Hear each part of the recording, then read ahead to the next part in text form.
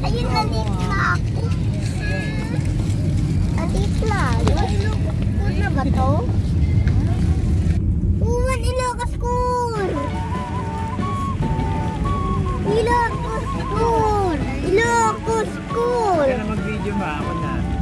Ilocos School! Ano ate?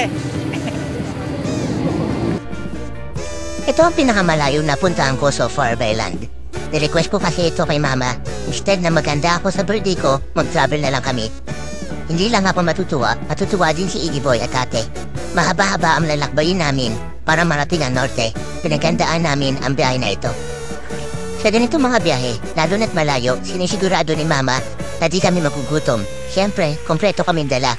May rice cooker, dala lutong pagkain, ang pambansang ulam na adobo na matagal mapanis, dala din ang tubig. Kaya, kahit saan kami abutan ng gutom, basta may available na space na pwedeng maparadahan.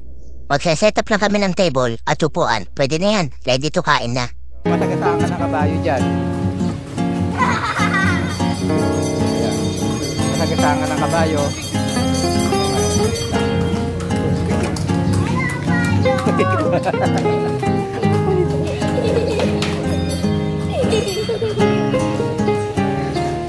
After long drive, Bulacan to Vigan, Ilocos Sur, more than 7 hours ang travel, dito muna kami nag-stretching sa Vigan para mapahinga na din ang sasakyan at mapahinga na din si mama at papa. At nabuhayan na naman kami ni Iggy Boy sa mga nakita namin.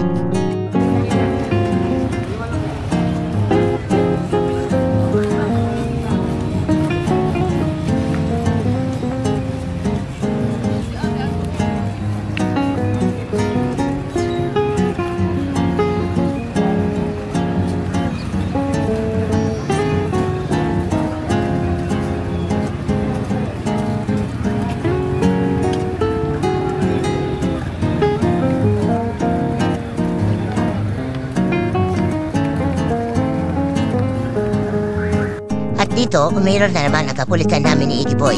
Parang gusto niya magpahabol sa kabayo. Same night din, after mag-ikot, didiretso pa kami sa Ilocos Norte.